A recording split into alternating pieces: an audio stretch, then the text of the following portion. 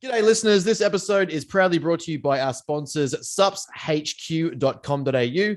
Use BWB15 at checkout to receive 15% off and direct shipping.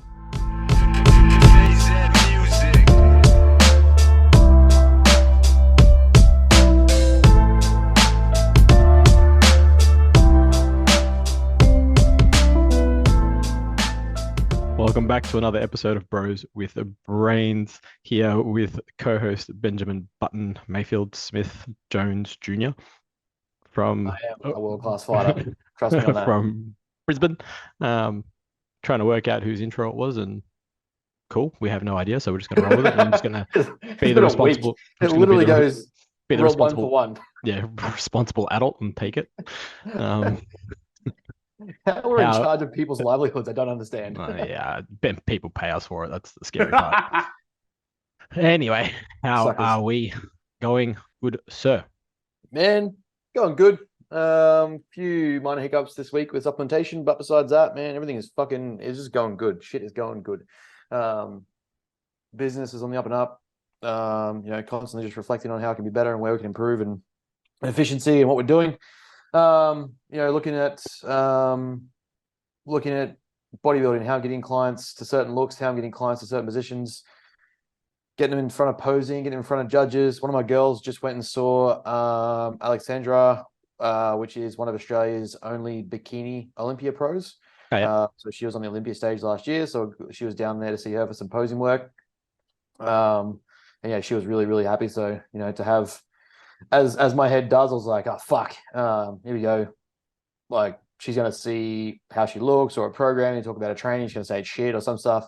She comes back, she's like, she looked fucking unreal. I was like, thanks, man. That's good to know. But the programming's still shit. Yeah, the programming's still shit. It's just she's a hyper responder. She's just one of those people. She doesn't have to actually train. She just looks at something and she gets the right shape. Looks at a barbell, gains 2 kilos in her ass. So I was like, oh, cool, I'll take it. I mean, that's sweet. We've got Michael now at about 7 weeks out from show, so that's really exciting. Dug him in for another week. Probably pull another week out of him. He's literally only just starting to feel hunger, and I was like, bruh, if you're at 7 weeks out just starting to feel hunger, you're good. Like, that's fine. We're sweet. And at the condition he's in to only just be feeling hunger, I was like, we can push this like another week or two. I think we're due for a deload. I've got to modify his program to pull out some of his heavier compounds, just reduce inflammation, reduce some swelling. He's just noticeably a bit more fatigued and sore, especially with the lower food. So I was like, that's fine. We're at the point now where we're not trying to grow, we're just retaining mass. So the best thing here is just keep some hard lifts in, but some of like the heavy intensity of his leg days and stuff, which can pull those out a bit. And just sort of cruise him into a few peak week trials, look at some carb loading strategies, see how he looks. Get him playing around with his food, balance out his potassium and sodium, make sure he's getting a variety of foods, but not too many, just keeping things simple. He's moved to like creams and rices and stuff for easy digestion, but yeah, it's good fun. Like, it's actually starting to get, like, he's at that such a condition where it's just fun to tweak, because now it's just like fine tuning everything. So yeah, it'll be fun. Be close to being in a position for, well, not close, but I guess a couple of weeks still of carb loading, right? And seeing what he looks like. Yeah, exactly. That was my thoughts of like, okay, well, let's get through this aggressive cut, pull down a few more centimeters, mostly just off his back, like his propensity for storage on his back versus his front. Like, don't get me wrong, I'm being picky here. Like, he's from the back, he's competitively lean. From the front, he's winning lean. Are you going to do a DEXA before it? Yeah, I probably should. I'd like to see it and just see. Like, curious. Yeah, I'm just wondering, like maybe 2 weeks out or something, or whenever he's on his deload, just get a DEXA close to stage. I wonder what he'd be coming in at on a DEXA. Yeah, I mean, when we saw him in person the other day, it was good having Tom there. Like, we're trying to get Tom involved as much as possible. So, whenever we've got posing workshops or posing sessions, like, he's kind of there showing up and just sort of like getting his face attached with the business, which is cool. And we were just both at Powerhouse. Mickey came in for just a catch up to go through some posing. He's just still got that. He's got that former powerlifter stiffness, and we're just trying to like work it out of him, especially for classic. And it's just like the density's there, but we're just got to get that rotation and the movement and stuff like that. So literally mobility. Yeah. So we've got that. He's working on it. But we saw him in person, and I was just like, he hit some of his shots, and I was like, bruh, this is stupid. This going into first time has made me look fat. Like, that's like how ridiculous his current condition is, and I'm like, okay, like It's 'cause we can you work. were We fat. can That's we because can you work were with fat, this. bro. What's that? It's because you were fat. Yeah, I was still definitely fat, so that's totally fine. Gold medal around the neck, whatever. Still fat. Still fat. Still fat. It just means everyone else was fatter. Yeah, exactly right. I was the least of the fat people. Yeah, you were the least fat person on stage. Exactly right. But yeah, so we got him. He's doing states and nationals. I've hit him up and said like, let's do. So he's going to do first time as novice in his division for classic, and then I said, let's look at novice bodybuilding. Like Yeah. his weight's coming in. Like we've dug him in, and he's down to like 200 carbs, 250 protein, I think it is. And he's down to like 96. Like he's dropped. He's plummeted pretty quickly, which is great. So we know we can reach that weight cap very easily. That's not even going to be an issue. And then obviously we're just going to slow that rate of loss down a bit more. But he's got the 96. So I'm like, right, we're here. At this point now, it's just holding as much mass as possible and just brushing off fatigue, drive out that extra little bit of conditioning, get you on stage looking fucking crispy. And he's got that white boy grittiness. Like, yeah, like grainy. Yeah, the photos and like his check-ins, you can't even tell. I have to like see him in person to go, okay, this is actually working. Because like the second there's like a bit of light on him, it washes him out. And I'm like, you're actually, even though you look shredded in your videos and your photos, you're even more shredded in person. It's just your camera sucks. Are you going to test tan colors? Nah. No, test it. Nah, like he'll need a dark coat. I already messaged Siobhan. I just said like, I'm sending my boy your way. He's gonna need like a triple coat because he's fucking white. Yeah, he's so like ghost white. Yeah, so she'll double him up and then bring him back for double up in the morning. I reckon will be probably the go just to make sure it's really doubled up and dark. Whereas like inversely, you get like your more malignant skin that will be malignant. No, melatonin. No, what am I saying? I have no idea. What makes you the skin colors? What's it called? Oh, fuck me. Melanins. There we go. Melanin. Yeah. People, darker skinned people. I've seen just say black people. It's okay. We're not going to get cancelled. Well, it's fine. I've seen Fuad. Did you see Fuad recently? Yeah, I saw. Hit up about being racist. But we're not. It's not like it's in a racist context. I mean, they're black-skinned people, and they don't need as much tan because no shit, they're darker skinned. Like it's fucking anyway. But I mean, given the way the fucking world is these days, from someone cut and paste that and say I said black people something. So, but inversely, obviously they need less tan because they're already of the darker nature, so they don't have to go as much. Whereas Michael needs a fucking lot. Yeah. But I think once we get that and he's shaved everything off and he's cleaned and polished up, fuck me, the detail is going to come out of him. Like I'm excited to see what we can do. To sort of have the team there again. Like it might only be one guy this time, like Michael, but I mean, again, we're going to have one of the largest audiences in the crowd. I'll make sure I backstage with him, get on stage, check him out, make sure he's okay. That'll be nice and fun. Nationals is in Queensland again this year. So, this season. So, it'll be both state and national show you'll get to do, which will be fucking sick.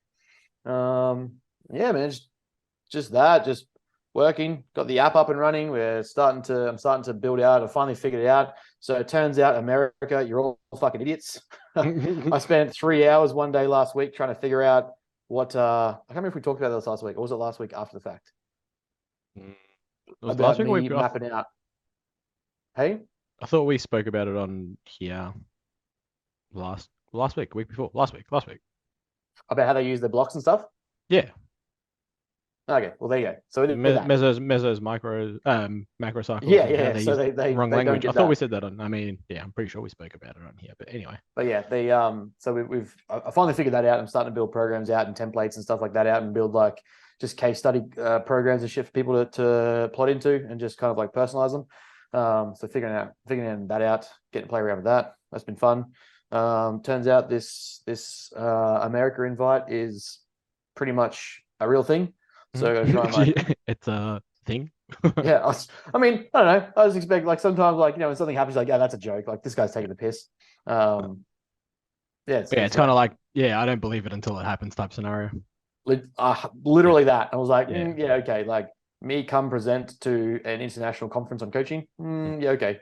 And he's like, we'll fit you in around this place. We'll make sure you set up somewhere for training. We'll make sure you got this and blah blah. You land at this airport. It's at Washington DC. I was like, okay, all right. I guess I better get all my stuff sorted then. Yeah, I was gonna say you better get a passport, bro. Literally never done more than a 4-hour flight. Hey, you want to go to America? Sure. Why not? I think it's a 30-hour trip, like whatever way you look at it. Where are you going? To Washington? Yeah, It'll just depend. It'll depend on stopovers. yeah. But yeah, so that'll Because be you'll go Brisbane, LA, which is like 14, 14 hours, 13 hours. And then it depends on how long you stop over for, but then you'll go from yeah. LA to Washington, which is only I think 4 or 5 hours. Yeah, it's like America to WA, right? Yeah, I mean, sorry, Brisbane to WA. I'm pretty sure Washington to Yeah, so we got LA. to figure all that out and get that all put in place. It's around August, I believe. Obviously have to get a lot more certainty around things, but yeah, it's like obviously one of the goals that I've had for the long-term plan. It was just never something that I expected to be so sudden, be so just happen. So, I mean, at that point, you kind of just say yes and run with it and see what happens. Yeah, training's going good. Body composition's going nice. You see check-in photos, like shit's looking good. Not even really trying to like push growth yet. It's just growing. So, I mean, can't be too mad about that. Can't be mad about things that work. Yeah. 4 days. I mean, probably push up to like 5 days soon, get a bit more volume in, but at the same time, it's like, 4 days is working. Yeah. 5th day, maybe eventually. It's kind of like if it ain't broke, why fix it, right? Yeah. It's like always people wanting to change things so quick. You're just like, let's let it do its thing, and we'll address that later. Yeah, one of my younger guys was like, "Oh, we've been doing this program for like, what did it end up being? I think it's like 10 weeks, maybe 8." And he's like, "I was just wondering, like, do we, is it time for like a change or what?" I'm like, "It took you the first 6 weeks to master the movements to work the shit out, to get intensity out of you, like, and only get gradual progressions." I'm like, "Your progressions have been like 2.5 since we figured it out." Yeah, it's like, let's get the most out of this first, and then we'll see the recomposition kick in and we'll see the changes. I'm like, there's no point putting you through a cut or a growth block when you're literally still trying to figure out the movements. You're just going to put on fat. You're not even going to train hard. So well, it's like I always say to people that want to block, they want changes so often. It takes you, 4 to 6 weeks on average to learn the skill or the new skill of an exercise. Now, even if they are derivatives or variations of the difference in the skill, still requires time. Yeah, you'll get stronger and progress. It's more of a neural connection versus an actual hypertrophy, like a hypertrophic response, if that makes sense. Like you just genuinely get stronger. It's like it's a powerlifting thing. It's how we peak in powerlifting. We do the reverse and we hone in the skill, not necessarily build the tissue. And then it's like, okay, well, we've got the skill down pat in 4 to 6 weeks. Now we can start to add progression. So it's like, okay, let's do that for 12 weeks. And you've got, 12, 6, like there you go. You've got an 18-week block and you can push that out even longer because 12 weeks of progression is still nothing. You could probably push that to 16 weeks, almost 20 weeks worth of progression, including the 6 weeks that it took you to refine the skill. You've got like a 26-week block. You're like, well, yeah, you can run up a program for half a year. Like there's no problems. People don't like that idea. Especially with newbies, right? Who are like so certain that it's got to be excitatory, it's got to be like sexy and nuanced and like all these fine-tuned details. And I'm like, brother, it was taking you like I was picking out exercises in his program, and I was like, okay, like don't wait for me to tell you, but you've got, there was like sets like, rep target might have been 12 to 15. It was 15, 15, 15, 15 at this weight. The next week, 15, 15, 15 at this weight. I'm like, you haven't even progressed. You've hit the rep cap and gone to the same weight the following week. Why don't we progress up that weight? And he's like, oh yeah. I'm like, do that for every exercise. And suddenly you'll feel sore and you'll feel intensity and shit will get hard. Yeah. The other thing is people, as a consumer, I feel like people would be paying, X amount per month or whatever for a coach, and they feel like they're potentially not getting their money's worth from the coach if the coach isn't changing something or giving some form of, I guess, value, if that makes sense. It's like, you get a program for 4 months, 5 months, and the program doesn't change. It's like, well, why am I paying a coach? I could pay the coach for 1 month, get the program and go do it by myself. And it's like, well, you're not paying for the program necessarily, depending on the coach and, how they operate their business, but you're paying, in theory, I guess, for the nutrition, the accountability, as well as the adjustments and changes that need to be made on the fly. Like that week where you feel like shit and need to deload and you don't know what to do, that's what you're paying for. Like that that event that you have coming up, that wedding you have coming up on the weekend that you didn't know about or you forgot about and need to plan for because you're in an extreme diet phase and you don't know what to do. It's kind of what you're paying for. You're not paying for the 16-week, 20-week block. You're paying for everything else that comes with it because it never goes that easy or that smooth. But I think that's where a lot of people also break down and they think, well, I need to get a new block, or I should be getting a new block of training because I'm paying for it. And it's like, well, no, you're not paying for training specifically. Otherwise, you just go buy a program. Yeah, legit. Just go to bodybuilding.com. Yeah, I mean, you can just there's so many online that you can buy, and they cost you like $5. It's like, well, I'm pretty sure like we're giving buy a away a leg template. I'll tell you what it is now. It's like that. It's that like I was having this conversation with someone in the gym today. That whole fear that everyone's having around AI taking the online space and taking your jobs and shit like that. It literally comes down to if you're scared of AI in the fitness space, it's because everything you do can be automated. Everything you do is cookie cutter, and everything you do is impersonalized. So if I can give away your program model for free, then you shouldn't be scared of you should be scared of AI, and that should force you to upskill or do things like courses that are about to be finished so that you can actually learn. Because I don't claim to be the best by any means. I just know that there's a lot of bullshit. It takes what took me 10 years of learning things to start implementing. I can put into a course for 3 to 6 months. That's what you're paying for, is that short change knowledge and that accountability and like upskilling. But yeah, if your program is so easily obtained or so easily written that AI is threatening your job, it's because it's so impersonal. It's just templated and cookie cut. I should be able to realistically what you're paying for, like you said, it's the connection to the coach, things we're doing behind the scenes, like the keeping you accountable, keeping you on track, oversight, adjustments, modifications. If I can make your program give it away for free where I don't feel like I've lost any value to a lead or a client, that says more about you than it does me giving that away for free. That's worrying. Yeah. No, it's true. And that's literally what we're doing. Like, it sounds aggressive, but I mean, the whole premise to like matters, like the side towards education, is that it's going to either force you to upskill, because I've had to upskill. I've had to do a lot of fucking upskilling. And even I know, like, when I take people's money, I'm like, fuck, am I worth this money? But if I know their system's coming up, they're going to make me redundant, well then fuck, I need to upskill and I need to be irreplaceable. Yeah. And if someone replaces me, I need to know why, so that I can change that bit about myself. Oh, you took too long to reply and I wasn't in contact. Well, fuck, I'm now checking into every client 3 times a week. Like shit like that, where it's like, well, that personal touch is what a computer can't do. And what an AI won't have. Yeah, it's exactly right. And again, the interesting thing will be, not that I am very familiar with AI, but I imagine AI will take out biases, which would be interesting, because then it's just going to be open to a floodgate of information that would contradict itself. Yeah. So I'd be interested to see, obviously, how that goes. If anyone's doing it, please let me know. Get coached by an AI app. I'd be very curious to see. Well, yeah, like obviously, well, it depends how you're going to code it, right? Like, are you coding it based on a certain person's principles, or are you allowing open interface to just simply say, here's the and that's just it. And in code is where the bias shows up. It was like that resume one that they did for, was it Amazon?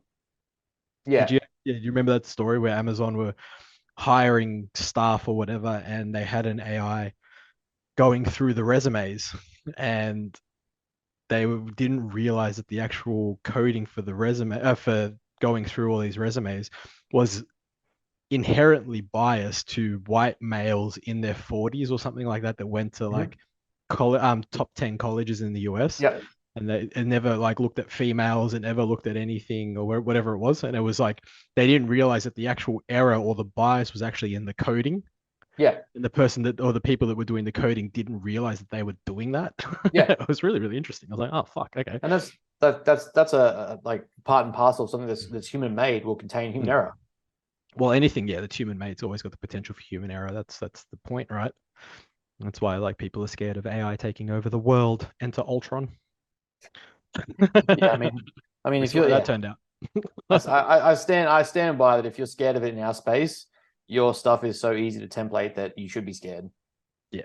Well, it's kind of like self-serve checkouts at the supermarket. What's that? It's like self-serve checkout at the supermarkets. Yeah, legit. It eventually just means you either have to upskill or find a new craft, or better your craft, or get a hard skill. Yeah.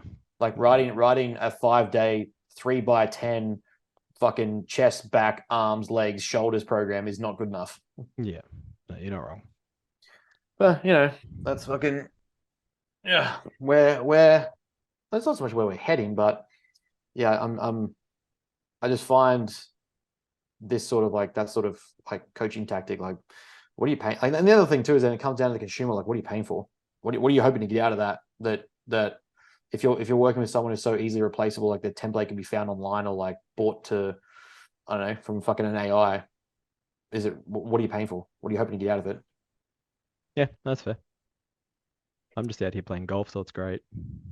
I'm on deload week, so it's like plenty of time for golf.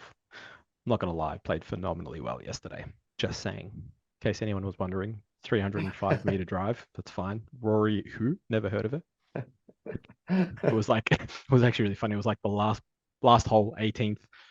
And I'm like, I'm gonna play 2 balls because it's the last one. I'm like, I'll play my proper shot where I'm just like, I'm gonna put it in the fairway, just nice and easy, play it properly, and then I go, I'm just gonna launch the shit out of one. I'm like, I don't even care where this goes because I use like a shit ball because it's like if you lose it, fuck it, whatever. And I whipped this thing. The guys I was playing with, like, just the sound, they were like, what the fuck? And it just took off. We were just all like looking at it like, whoa. And then went down to find, like, looking for the ball down the fairway. And my mate played one and it sort of hooked, not didn't hook left, it drew left. And it should have been on like the left side of the fairway, maybe at the start of the rough. And he's like, we're looking for his ball because we can see one down the hill. And we're like, that has to be my ball. Like that's the furthest one. It's like 50 meters from the green. Like that has to be it. So we left it there, looked for his ball. We couldn't find it. So I'm like, fuck, I'm going to walk up to this ball and see if that's his. Because maybe mine went right. Like maybe it was further out. So I had a look, looked at the ball. I'm like, dude, this is yours. This is 280 meters away. Like this dude doesn't hit over 200. Like, yeah, fuck. It's just taken off down the hill. He's got a good bounce and gone down the hill. Yeah. I'm like, okay, shit, where's mine? And then because it's like there's obviously little ridges and gullies, it was actually at the bottom of the next gully. We just couldn't see it. I'm like, there's my ball, 305 meters away. I'm like, yes. It was like chip on and birdie, like chip in, birdie, putt, birdie, done. I'm done for the day. Nice. No, leave the second shot. I'm just taking this one. Literally, so it's like I actually went to go. I was going to play my first shot, and everyone was like, "No, you're playing your second one. Fuck that. No, you're not playing your first one. Don't be stupid." I'm like, "All right, you said it. I'll play it."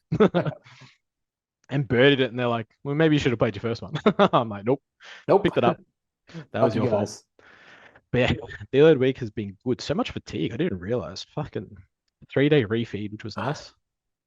It's funny. Like, shit, I needed that. It's funny how much you like you get so accustomed to the accumulated fatigue that you don't realize when you need it just how much is warranted. Yeah, honestly, it's like the first. So it's like so it's funny. You know how most people, I don't know about you, but like most clients will probably want to check in and get their stuff ready like on a Monday, so they can start their week. It's like for 3 years, ever since I've been with Joe, my week has always started on a Friday. Yeah. Because like even the Saturday, because my check-in's on a Friday, and because of the time difference, my check-in comes in at like 5-6 p.m. Yeah. So by the time I get my check-in and obviously make all the adjustments and amendments, it's usually for the next day.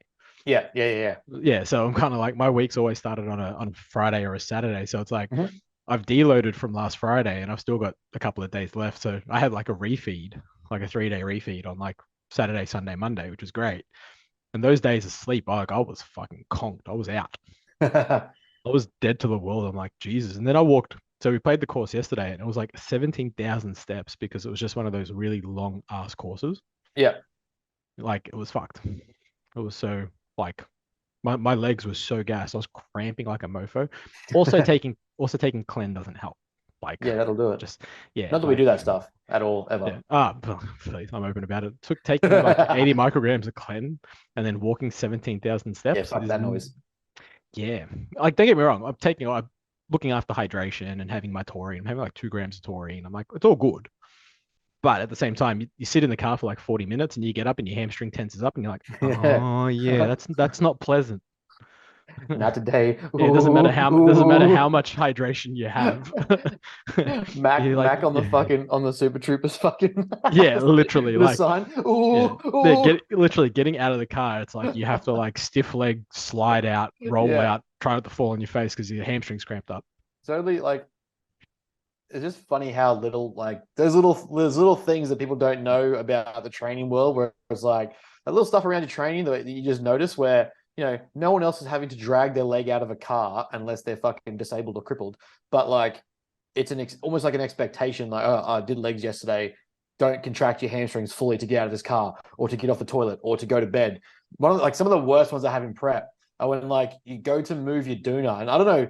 I think it's because I obviously taking so many subs and that you sweat like a fucking bitch. Like you are literally like just bad things. That's what people don't realize, especially when using, like, if you're using lipolytics, a lot of the time it's hydration that obviously goes out the door. And what people forget about is like hydration is there's so many facets to like your electrolyte balance, and that they don't realize, I just need to drink water. It's like, well, you need to drink water, but you also need to look after your potassium, your calcium, magnesium. You need to look after, especially if you're using things like clenbuterol, taurine levels and stuff like that as well.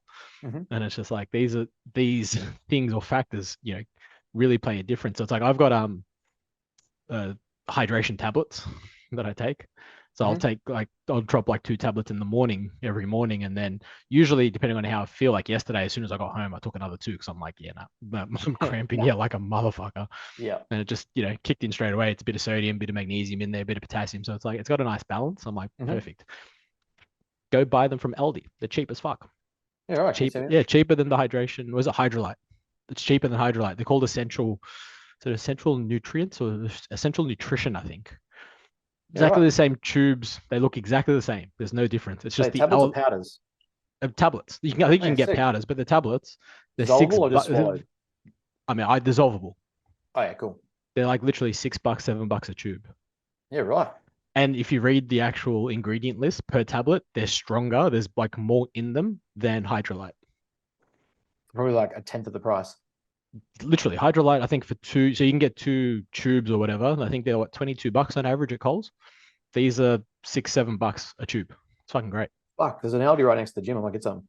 Yeah, 100%. Speaking of fatigue, you want to hear my frustration? Okay, I actually do have some frustrations this week. I was gonna bring them up, but then you mentioned deloads and like fatigue. So there is a coach who doesn't believe deloading and fatigue management in a prep is needed. Oh, there's heaps of those. But like to the genuine point where he believed his entire off-season training phase apparently is things like 4 to 6s on like every exercise until he hurts, and then just keeps going. Like that's just like he doesn't deload it, and then because of that, he builds up the ability to train that way in a prep without needing to worry about fatigue. I was like, you fucking what, cunt? Yeah, and I mean, you'd probably look at him and his clients and be like, yeah, okay, that makes sense. You guys are shit. Yes. Yeah, it wouldn't surprise me in the slightest. There's heaps of those around. Like there's so many. I've seen heaps of people. It's been the argument for deloading has been around for so long, in that people will be like, oh, if you manage your training volumes and you manage your recovery, you don't need to deload. And it's like, yeah, sure, dickhead. But at the same time, like what's the gain rate training like that versus training harder and deloading? Like, yeah, you know what I mean? And then we look at obviously natural versus enhanced, and that's when the whole RIR, RPE fucking debacle happens. Oh, if you train 2 reps shy of failure, you're going to get the same gains as fucking, if you don't train to failure. Sure, you're going to be able to manage recovery better from a 2 RIR perspective. Sure. Again, most people don't train to 2 RIR because they don't know what 2 RIR is, because they've never gone to fucking failure. Yeah. That argument has been around for so long. And that's why it's like, I'll always sit there and be like, you know what? Train how you want. Take some fucking exercises to failure. Take some to 2 RIR. Look at the safety profile of the exercise and what your goal is, and go from there. It's pretty straightforward. It's not rocket science. Yeah. Yeah. It really like sometimes there's nuanced conversations that don't need it. You're just overcomplicating the simplicity of things. Like just do those basic things, right? Like start there. Just learn how, firstly, before you even start worrying about mitigating your training intensity to pull back to 2 RIR, can you even get to failure? Do you even know what a failure set looks like? Have you tried it on the safety of a machine? Have you tried it on a fucking carriage? Have you tried it on a free bar? They're all different in terms of how that failure feels. All of them achieve a failure, sure, but can you actually get there and push yourself to that point? Because if you can't even push to failure and you're only stopping at 2 to 3 RIR and you're like, yeah, that's failure, and then from there you're trying to pull back from that, you're leaving so much in the tank of ineffective reps that you may as well not even, or not that you may as well not even train, but you should have added an extra 2 or 3 sets to that fucking workout alone. Well, that's to exercise. The one thing I don't personally, and I don't know about you or I guess the listeners, I don't want to leave something that I've put effort in and gone, I could have done more. Yeah. Like that's the last thing that I want to do. So it's like if I'm, same principle applies. Like if I'm going to the driving range, for example, you know, you get 100, 150 balls. Once I've hit those balls, like at the end of it, I don't want to be sitting there like, I could have done that, or I could have done this. I could have, you know, like I said to you last week, I'm like, last 3 range sessions I've had were phenomenal. I'm like, I left it. I'm like, yeah, this has felt good, and it translated to when I played. Yeah. You know what I mean? Like what I worked on in the range sessions worked when I played, and it's kind of like in the gym. It's like I want to be able to train, finish that session, and be like, that was a good session. I didn't leave any stone unturned. Now, don't get me wrong, we do have that mentality where even when we die, we still think that we've left a stone unturned. But that's just because we're unrealistic and we're stupid. I'm talking about if someone else was to see that and be like, that looked like a really fucking good session. Yeah. You know what I mean? And Yeah. you can be genuinely honest with yourself and be like, yeah, no, like I didn't leave a stone unturned in that session. I feel great. That was a great session. Tick, 10 out of 10. Move on to the next session. Yes. And if you can, and if you're able to accumulate that over a period of time, you are going to succeed at what you're trying to do. Whether it be increase muscle mass, you know, cut down, get leaner, condition yourself, whatever it is, you're going to improve because of that. There's nothing left for you to do but to improve. Yeah. Obviously, you get those smaller metrics that everyone says isn't worth tracking, which fuck whatever. Get those other metrics right that facilitate that outcome. Create an environment in which you can grow and get better, or condition. Make sure that you're cutting properly, retain as much muscle tissue as possibly. Then it's going to happen because there's nothing left for your body but to simply do it. If you like, and I look at this. Goggins says a very similar thing when it comes to like mentality and mindset. He's like, once I've decided that something is going to happen, I then don't give myself a choice but to make it happen. So if you create the environment where it's simply it has to happen, then there can't be a choice but it happens. Either you're genetically simply not predispositioned for this to occur, or it has to happen. There's 2 choices there. Whether it be at 100% success or 75%, and you're starting at 30, at some degree you're going to progress. It doesn't matter how, actually it doesn't matter. It's the fact that you're executing and not giving your body a choice. It has to happen. Or you just simply know, okay, I literally left nothing to chance here and it still didn't work. Okay, it probably wasn't for you. It turns out now we've genetically got to the position where you're pretty good. Like that's the best you'll get. If you can come to terms with that, fantastic. But how many people don't even before we start hearing like genetics and this and my predisposition for this and I've got this disease and disorder? Great. None of those things came into play with how shit you trained or how shit you worked out or how shit you slept or whatever you did on the weekend. Those things aren't even irrelevant until you get that stuff right. Yeah. And the other thing that most people, I imagine most people don't do this when they train. And it's something that I haven't really actually spoken about much, to be honest, because I never really, it's one of those things I think to do it because I think it's logical, and then I forget that it's probably not logical to most people. Is at the end of your training session, especially if you're logging your training, which you all should be, and if you haven't, go check my post on Instagram. You should be actually rating your session at the end of the session. Just a simple score out of 10. Like myself and Chris used to do this all the time when we trained. We'd rate each exercise that we've done once we completed it out of 10 to see how hard it actually was, if you want to call it an RPE or even an RIR of the entire bloody thing. Like it was really an RPE. Like how did that feel out of 10? And then give yourself a session rating and how that felt. And then literally like 1 or 2 like little dot points as to why or why not, like why it was good or why it wasn't good. Like why wasn't it a 10 out of 10? Or like why was it only an 8 out of 10? You know what I mean?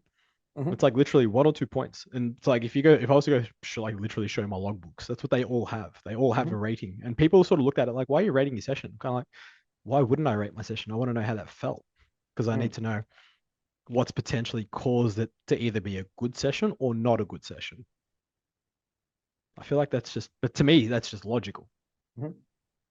But I genuinely wonder like how many people actually do it. And I wouldn't imagine it to be that many.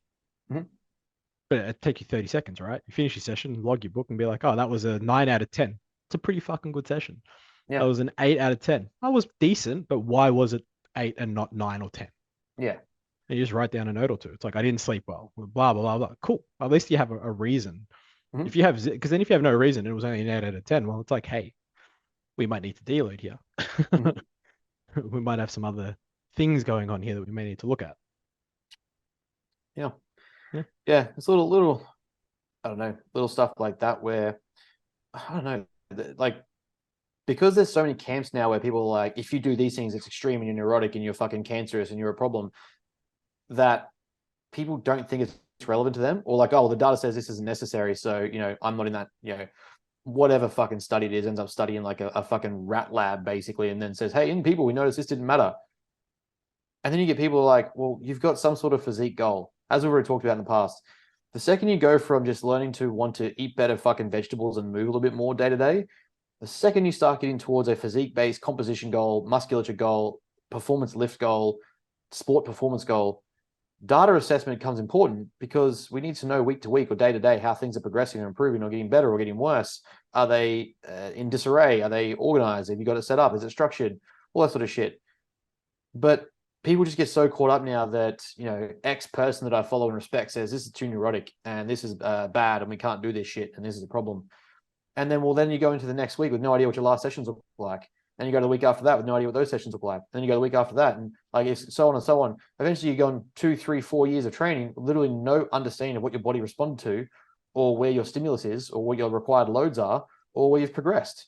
It's like, well, then how the fuck do you stay motivated if you have no idea where you've gotten to? Like, sure, photos are a great checkpoint, and you can use those if you want to. And some people just wear shirts and change their shirt every now and then, or whatever, and fucking use that as a metric. But if you've genuinely got a physique goal that requires you to achieve a certain look or appearance, or you want to grow muscle, which is fucking perfectly okay, by the way, then not having these assessments doesn't make sense, because then we don't know week to week, day to day, month to month, over a course of years of programming, whether you're fucking doing anything. Yeah, like who would have thought data collection was also worth it? But anyway. And just so we're clear, everyone, because I'm fucking sick of hearing the word neurotic. Neurotic or neuroticism is a personality trait. Data assessment is more in line with conscientiousness, which can be further broken down into industriousness. They are not synonymous. They are very different spectrums of the personality traits. No, you're wrong. No, Sorry. yeah, I'm wrong. Tracking your data is neurotic. It's neurotic. Immediately. You saying that's neurotic. Yeah. Me saying that is a distorted behavior. Me disproving how the big five personality model works. No, that's a distorted behavior. I'm part of the problem. You need to pair that with your eating disorder, please. And thank you. It's what's so you know, like matriarchy and patriarchy, that sort of shit. What's the one for like a society of jack cunts telling everyone what to do? It's the staunchiarchy, where we're so toxic that we're staunching everyone into listening to what we say, and they're so neurotic about it. Such a systemized approach to just being jacked. It's neurotic. Yeah, I mean, like I said, I stopped following all those idiots because, well, they're idiots. So, and I follow a lot of idiots. Don't get me wrong. Like a lot of I just enjoy the entertainment. content because it gives me content to write about. It's like, Yeah, which is fair. Here's the interesting part: is the people that are doing the things that I say, or suggest, or encourage, or facilitate with them, or behavior change, if you will, because I've studied that, are getting results whilst also still being able to practice those things that they say you have to do. That's great. We're still doing those things that they said, we don't need to track these things, blah, blah, blah. Well, we're still doing that stuff, and I'm keeping tabs of their data and keeping track of things and making them do photos and getting them to like assess themselves and whatnot. Yeah, then we're also implementing behavior change, sustainable lifestyle change, mindfulness, the best part is these guys that talk about all this shit literally don't coach a client. Yeah. Oh yeah, for sure. That's the best part. They don't coach people. Yeah. Like they have not got results with people. Like I think one of them has like an 8-week fucking nutrition challenge shit. Like, bro, which is super ironic if you can have that and say you're part of behavior change. Yeah, that's legit irony in and of itself. Yeah. It's kind of like you just literally fucked yourself over. Like it's too easy to go out on and just start basically breaking it down. It's just like you did it to yourself, and it's kind of like, well, what can you do? But that's the thing, right? You just sit there and just be like, okay, sure, like you do you, boo boo, like don't care. Yeah. Like I said before the camera started, I had this chat with another coach colleague. We sort of said, like, at a certain point, the studies are there, the data is there, great, but real coaching is being able to understand how to break that down, critically assess it, and apply it to your clients. And if something else has worked that isn't quite in the literature yet, but it's worked consistently, well, I mean, we're going to keep fucking using it. Well, the thing is, again, people forget research is behind. Yeah. It still hasn't caught up to what we're doing. Yes. what we're trying and things that we're fucking around with. So it's like, yeah, there may not be any studies to back what's going on, but if you have like 1,000 people or 1,000 case studies to show that this worked, guess what? There's probably something there that worked. Yeah. It's just the research hasn't backed up and caught up. And like I'll always reference is like the research into the recovery strategies, which I've said a million times. But it's like, it's the same principle. There's no research to show that needling, cupping, all that shit works. However, we don't know that in 20 years' time, the research won't say different. Yeah. It's just that for now, we know, according to the research, it doesn't do what people claim. Mm-hmm. Doesn't mean it doesn't do what people claim. It just means that it doesn't do what people claim yet, according to the science. Mm-hmm. It's really that simple. I mean, well, what's the cliche, the adage? Absence of evidence isn't evidence for absence of evidence isn't evidence for the absence of the evidence. Exactly. So it's like we know, and it's like certain things just work, and if it works with enough people, well then there's something to it, and it's just and then on we top don't of have that, the evidence to support it yet. how many studies do we actually have dedicated or predicated to specific populations of bodybuilders, powerlifters, hypertrophy focus goals? Like, there's hardly any. We were going to rip this apart today, but whatever. The fucking, like, you start getting studies where it's like trained men implemented this and we noticed there was no significant difference. It's like, well, firstly, what do you define as trained men? Because I trained for 3 or 4 years in and around rugby league and trying to get bigger, but I had no idea when it came to true training intensity and failure and actual stimulus and mechanical tension, controlled cadence, things like that. Like, trained is a skill that takes time. I guarantee you didn't find 80 people to fit that fucking participation rate to go, oh, we got 80 to 100 people of this exact caliber. Yeah. Well, it's like people of high, what's the word I'm looking for? People with like a higher following, higher education, people think that they're an authoritative figure just because of their backgrounds and all that sort of stuff. It's like, a lot of these people and what they say is heavily biased, and 9 times out of 10 it's wrong. And it's like, this is why for me my biggest gripe with it, not so much like the Menos and all that sort of stuff, like whatever, like fucking too easy to pick apart. But for me, it's like it's Huberman. It still pisses me off. The people that just at will share his content. And again, it's like I don't know, part of me doesn't blame majority of the population. Don't get me wrong. I'm not expecting them to understand the intricacies of fucking sleep, for example. Like his sleep thing on the growth hormone is so wrong. It is so bad, but it sounds right. And that's the problem. And people are like, oh, that sounds like me. It's like, no, that is so far from the truth on how growth hormone works and is dispersed in your cycles of sleep. It's not how it works at all. And it is genuinely basic physiology.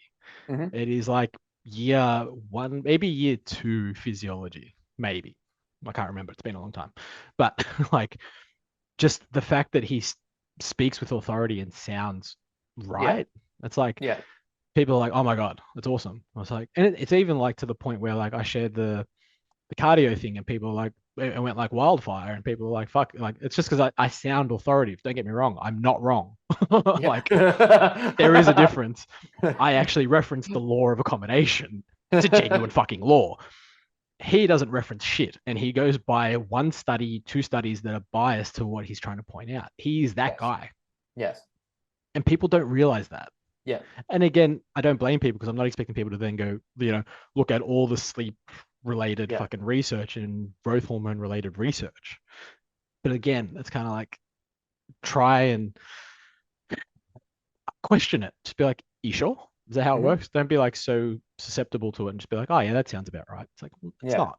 Oh, Huberman said it, so therefore I need to be in bed at this time, wake up after 8.35 hours sleep, spend this much time in the sauna to facilitate maximal growth hormone 3 times. Like, I saw there was a like, this is the part where I started to like not doubt him, but definitely challenge how I thought about him. Was seeing things like, oh, if you want to optimize norsur and dorsoreceptor and stimulate, norendorphins and dorendorphins, hit the sauna for this time exactly, 15 times, 3 times this per week, for this length, first thing in the morning, this sort of stuff. I was like, You know what gets someone else better growth hormone? If they actually just have a fucking 8-hour sleep cycle where they're in deep quality sleep and naturally produce through their cycles properly. Having a Yeah, good like, sleeping environment that facilitates good yeah, ranges of sleep or it was cycle. more that he was claiming that the growth hormone is released in the first stage of sleep, and that if you if you don't sleep at the same time every night or something, you don't get that release or some shit. And it's just like, you are so fucking wrong. You have no clue. Like, you have no clue. Like, you don't. You shut up. Just stop talking about growth hormone. Just stick to your fucking neurology shit. Yeah. Like, stick Yeah, to your he's neuroscience and talking about eyeballs. That's it. yeah. Yeah. Like Don't talk about anything he else. stepped into hypertrophy, and I was like, oh, bro, like Mm. you are not the guy to sit here and talk about No.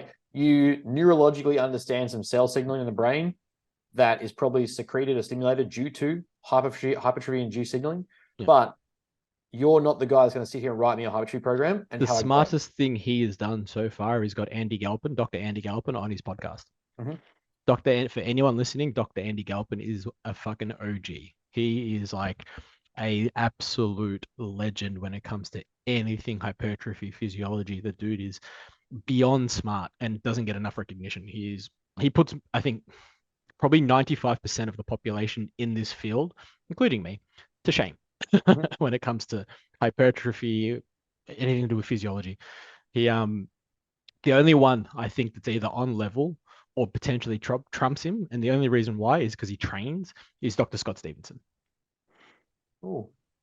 He is the only one where I'd be like, this dude is the shit, and I've had him on my podcast. He's awesome. He's the fucking goat.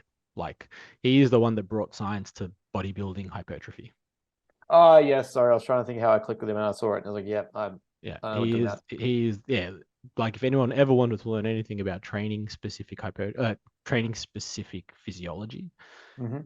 Dr. Scott Stevenson and Dr. Andy Galpin, they're your guys by far. Yeah, I think But a lot unfortunately, people put too much faith in just because you're pumping out like studies or like meta-analyses. Firstly, also meta-analysis is not really a true study. You're assessing other studies, but then like you're also the risk of also bias and influencing your opinion or your conclusion or your findings. But just because someone's pumping those out on the Instagram page doesn't mean that they're as accurate as you think they are. Yeah. But we can ramble about that all fucking day. Well, I mean, this is also true and sort of how we roll in the hood, right? Yeah, it's getting pretty funny now. One of the listeners was at the gym this morning, and he was like, "All right, so what's the rant on this week?" I was like, "Look, you make it sound like we had these ahead of time. Usually, it's just something that's annoyed us on the day." Yeah, or usually we just see some shit and we're just like, yeah, fuck it. Yep. Like, like carbohydrates not making a difference in simulating growth. Yeah, true. Fuck me, dude. People Just stop using studies, guys, where the people involved aren't even fucking trained enough to make a difference. Well, there's no point studying fucking carbohydrates signaling or stimulating growth in people that don't even know what fucking 1-RAR is. Yeah, exactly right. It's just stop talking about people that don't actually train. Yep. We use this GenPop population sample to establish that carbohydrates don't change growth rate. Like fucking shit. The training intensity doesn't even change growth rate. It's like the hormonal response to training. It's like, yeah, okay.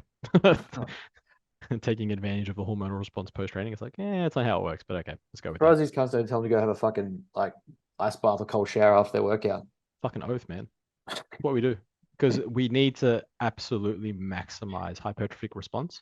So to do that, you definitely need to jump in some water that's below zero. Yeah. Specifically negative 40 degrees Fahrenheit. Yeah, do it because survival mode and all that. Anyway, moving on. Moving on. Let's do questions. All right.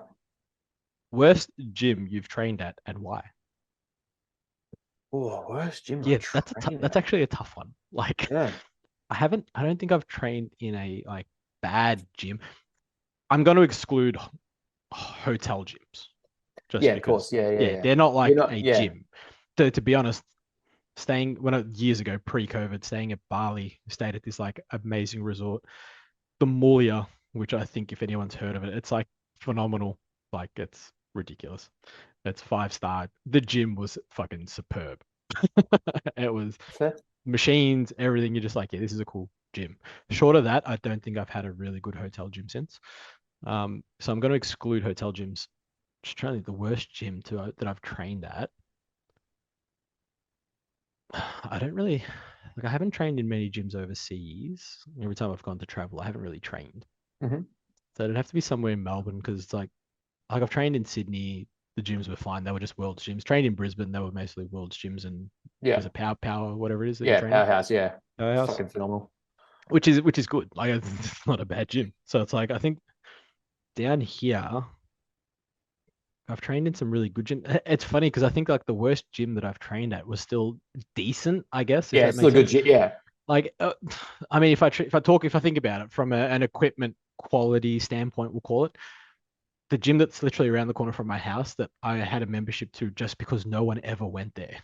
Yeah. But the equipment was really old. Mhm. That was the one that had all like the Marvel character upholstery and stuff like that. Oh, yeah. Yeah, like don't get me wrong, like the hack squat was shit. Like I wouldn't use the Yeah. hack squat, but they had a leg press that worked. Like they had equipment that works. Like don't get me wrong, it's just not like I guess the best of the best equipment. Mhm. That's probably the worst gym I've trained at, and that was still I had some phenomenal sessions there. That's the one where I did the calf raises, and then Instagram thought it was a dick. They actually had to put a warning on my story to say that it's like, well, was it like it's like you can't like make sure you have to click the image if you want to see the post or whatever, and it's just like it's my calves, bro, with some veins on them. Like fucking whoops. That's the Worst worst gym. gym I've trained at. I mean, going by the fact I've only been kicked out of one gym and that they started substituting training for things like breath classes and ice baths, I'd say Oh that's yeah, probably, yeah. that's probably going to be the worst gym. I mean, you've Yeah, got I feel like that equipment wasn't that good either, right? It was quite no, it old. wasn't. It was Yeah. old as fuck. It was secondhand. Everything was bought uninsured and like secondhand, like marketplace knockoff shit like that. Other gyms closing down, what to get their hands on. I mean, they started using freezer tubs for ice baths, and then didn't even understand how filtering water works, and just left the same water in there overnight. I That's was the like, best part. that is fucking disgusting. It's how you also improve your immune system. Yes, because it was COVID resilient. Exactly. Actual statement. Ice bath beat the big C. So yeah, when that started, I'd say that was probably the worst gym. Like yeah, before that it was okay, like it was doable because it was like the intensity and grit of it. There was like people there to train, and then everything about the environment started. As you know, like your gym environment has to facilitate training. If 100%. there's other shit going on that just takes away from the intensity of the atmosphere of training there, no one else is getting after it or pushing hard. Like it becomes very hard for you to be like, oh no, fuck shit up here. Um, and that was I'd say what happened there. Like at one point in my training block, I was fucking hitting 60s on dumbbells for incline sets of 10. Like that was fucking for me like a peak load where I was like, holy shit, that's pretty fucking strong. And then it just became weak after that. So I was like, yeah, probably that gym. Probably that, Jim. That's fair. I mean, at least we've got the answer for it. Yeah. Tips for side effect management of PEDs, acne, blood pressure, etc., etc.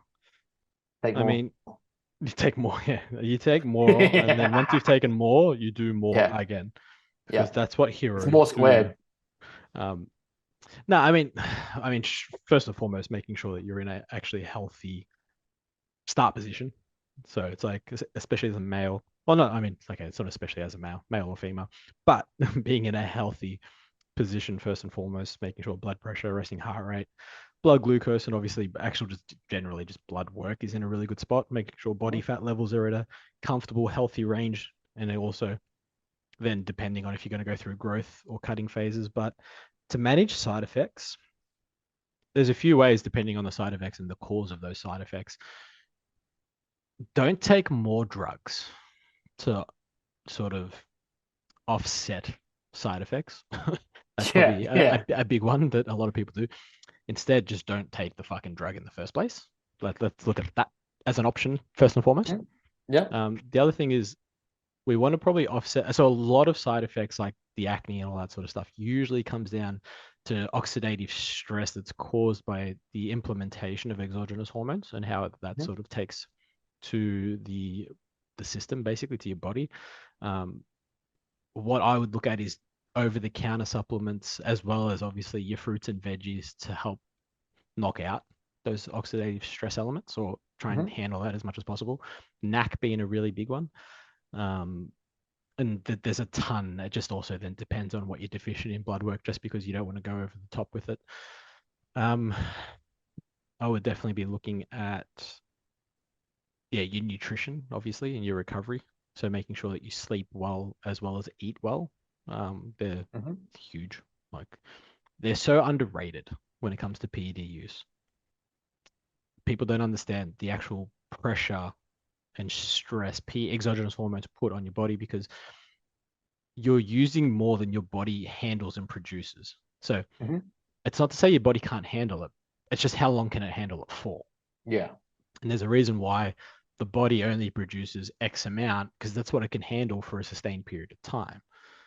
Once you start going over that limit by like 1,000%, then it's like, well, maybe we need to, manage this a little bit better. So definitely nutrition and sleep being huge there. And then just not adding extra stress to your liver and your kidneys with things like alcohol and, I guess recreational drug use and all that sort of stuff. Making sure that that's, I mean, look, for me, I have a pretty much a zero tolerance policy, especially for recreational drug use when it comes to being on PEDs and especially heavy cycles and that sort of stuff. Just because from a health standpoint, it's just not worth it. And it's just like, it just makes me question, like, if you're on that heavy of a PED cycle for a purpose or a goal, why is the recreational drug use like, how is that in the frame? Like, how does that help you achieve your goal? Yeah. Because it doesn't. No. Like, I can't see an argument for it ever. The amount of people that are like bewildered by the fact that, like, once you get to that crossroad of like, I'm doing this full time, like this is my thing. I made the trade-off like 4 years ago. I'm not drinking again. And like drinking for me came like, very special events. And they're like very, very significant. Like, I hate when people are like, oh, I've got significant events, and it's like my friend's uncle's, auntie's, dog's, cat's birthday. It's like, bro, you're looking for an excuse to get fucked up. Yeah, I can tolerate a drink. Like, I can tolerate a drink, 2 drinks, sure. Like, sure. Acutely is probably not going to do much. It's the getting sloshed off your fucking head, for starters, and then obviously the recreational drug use. Yeah, exactly right. Like I say, the amount of people to me that have been baffled by the fact that, like, I got to that crossroads and I was like, I'm done with this because I want X.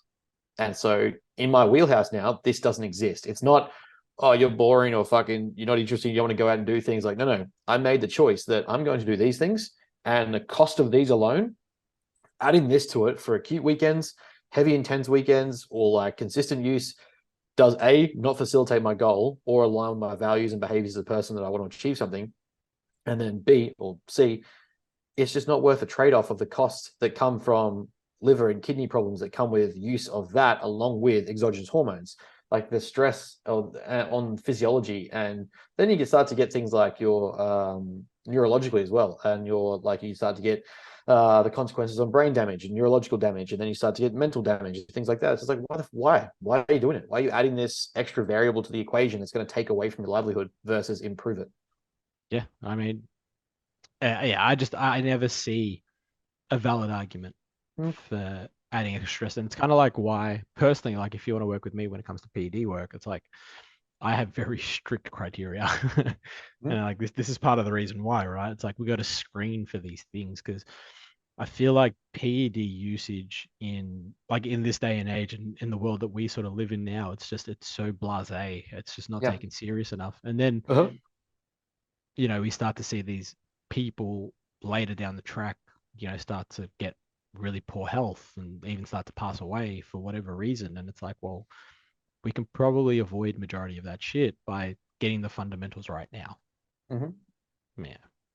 It's better to be, in these instances, it's better to be proactive than reactive, right?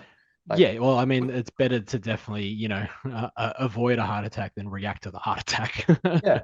And like at a certain point, like, I may do this till I'm 50, but eventually I will stop competing. What are my plans for after that? What the fuck am I going to do there? Like, do I just abuse myself now until the point that I'm done, and then go, oh, well, I sent it, live life, hashtag live life love.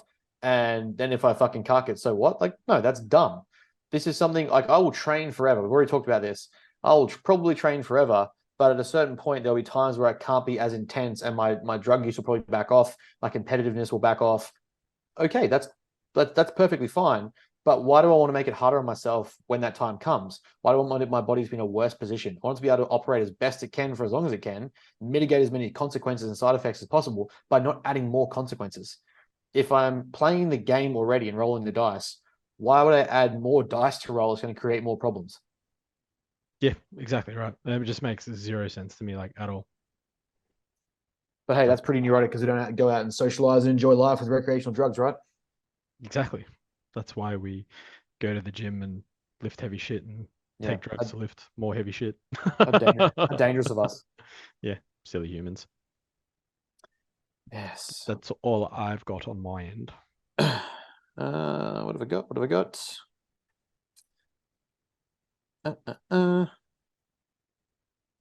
Ooh. Well, there's a joke here somewhere. Where'd it go? Hang on. How do you set up your training environment so that other lifestyle stress is not present? So I kind of answered this one on the YouTube's episode this morning, so I'll let you answer this one. How do I set up life? How do you set up your training environment so that other lifestyle stress is not present? Man, that's you can't, right? Like this is interesting. You're an adult.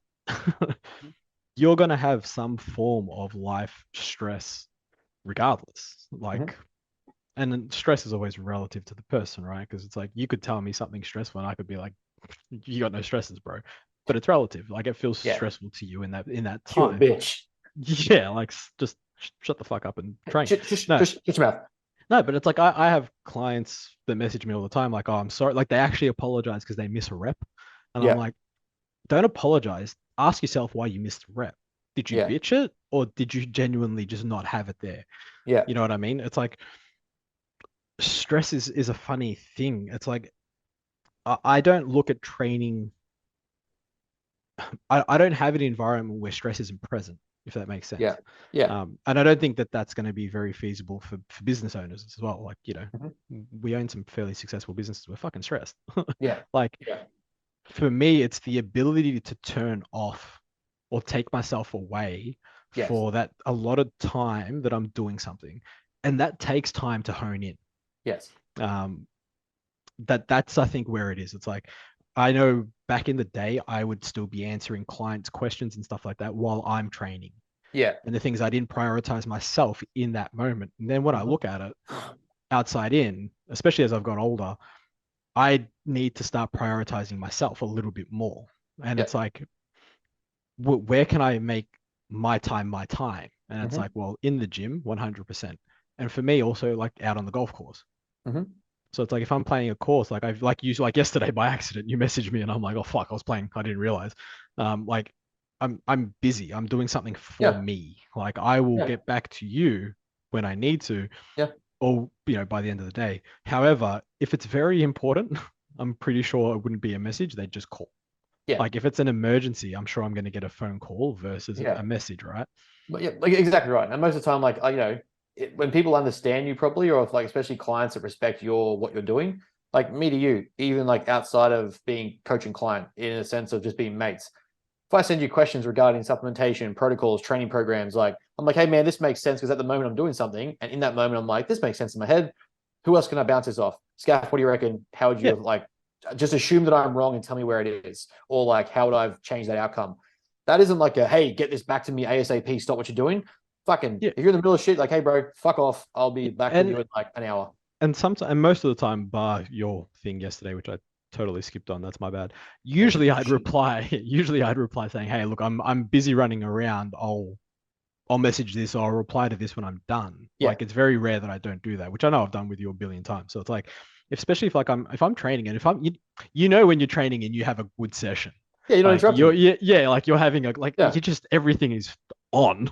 The last thing you want to do is think about work, right? But again, it takes time to get there. And I don't know if that's a result of being in a much more comfortable position, whether that be with myself or whether my business, because when you're starting out your business or you're starting out that sort of stuff, you're in a position where you feel you need to work and grind more so you can make more money so you can be comfortable later. I don't know if that's a factor. I imagine it would be.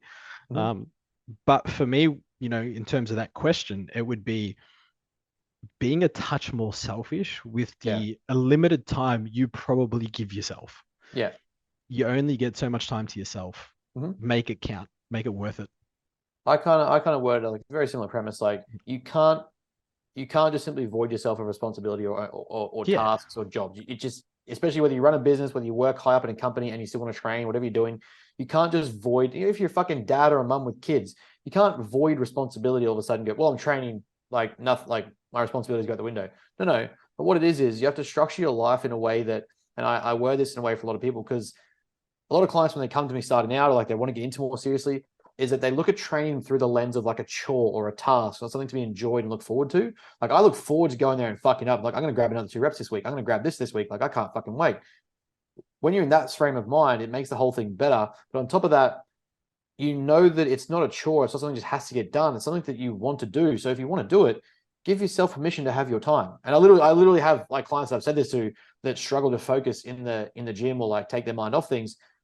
For 2 hours, give yourself permission that for 60 to 120 minutes, this is my time and nothing else matters. And I said it on a podcast the other day. I said it on the YouTube episode this morning.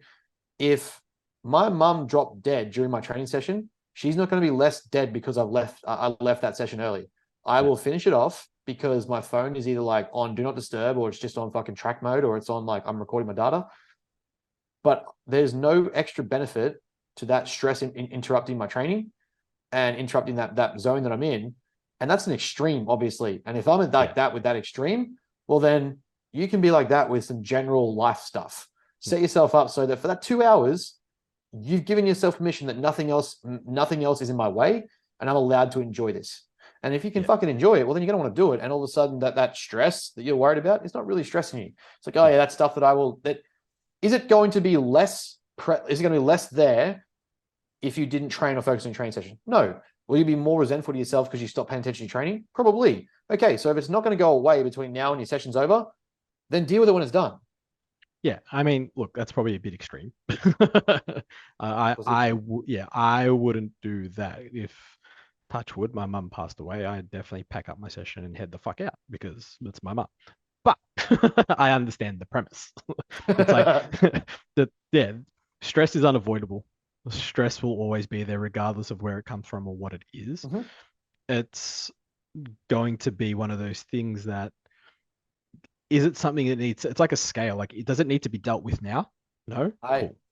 Yeah, you know what I mean? I think that's probably if we wanted to make this as simple as possible, does it need to be dealt with now? Yes, no. Cool. Yes, deal with it. No, don't worry about it. one of my mentoring sessions, I literally said 7 or higher is the policy. Yeah, and that's fair. If you come to me and say that it was like, you tell me it and you're like, oh yeah, look, once I've dealt with it, it's probably like a fucking 3 or 4, then I'll say, fuck that, deal with it when you get home. If you come to me like, look, my fucking son was fucking hanging from the back of the fucking rafters on the roof and he's going to fall down 3 flights of stairs. Like, 100%. Probably go home, figure that out. Maybe see why the fuck is your kid hanging from 3 fucking flights of stairs. Yeah. But if it's like legend. If it's bad cunt, if that's less than my name is Greg and this is Jackass. You're 5 years old, get off the fucking roof. Yeah, bad. But if it's like, and like, obviously 7's relative to everyone, very established that. But I mean, a true 7 or higher, it's serious. If it's like, oh, Phil from work has messaged me and I got to do this email, blah, blah, grow some balls, confront the issues. When you get home and say, hey, look, I clocked off at this time. This is my personal time. I was away from my phone. I will deal with this when I get back to the office, or I'll deal with this when I'm back to work, or I'll deal with this tomorrow. Most people know that though. Most people will know if you ask them their gut feeling, like, do you need to address this now? And they'll 9 times out of 10 say no. It's like that stress that you're so concerned about really isn't that bad. It's just that you're playing it up in your head. And it's like, sometimes people will use it as a fallback. Like they'll be like, oh, I'm so stressed, I can't do this. I'm so stressed, I can't do that. And it's like, I mean, acutely, sure, you might be able to get away with that once or twice here and there. Sure, we'll allow it. When it becomes a chronic thing, it's like you're just continually stressed, but yet the stress isn't as big or as, as stressful as that it isn't. Well, hold on. What else is going on for you to fall back on that and not want to do what you told me you wanted to do in the first place? And that obviously delves into a whole other thing. But anyway. Yeah.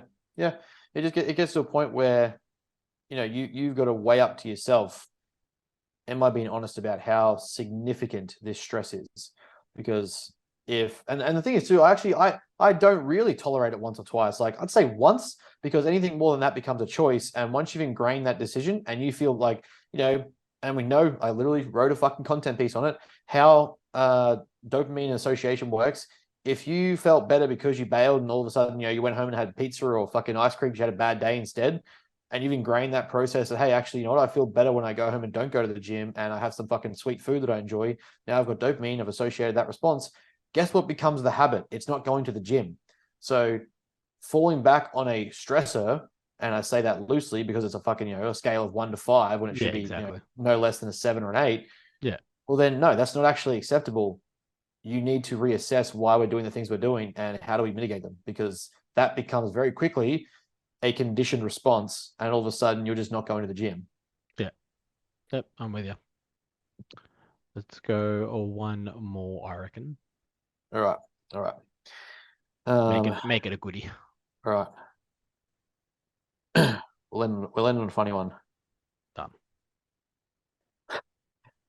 What is made of leather and sounds like a sneeze? What? A shoe. A shoe? Fucking hell. That should not be that funny. That's such a dad joke. Oh, fuck. And Ben has lost the plot. Oh, that should not be that funny, but it's fucking brilliant.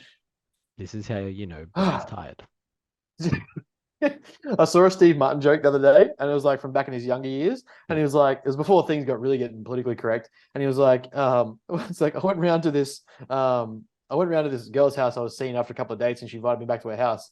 And he's like, my God, she had the best pussy I've ever seen. And then everyone's like, all the audience is like, you're fucking gross. And he's like, you people are disgusting. I was talking about a cat. This is why nothing can be fucking good. And this is why we can't talk about anything anymore. You sexualize everything. And he like takes a drink and he's like, that cat was the best fuck I've ever had.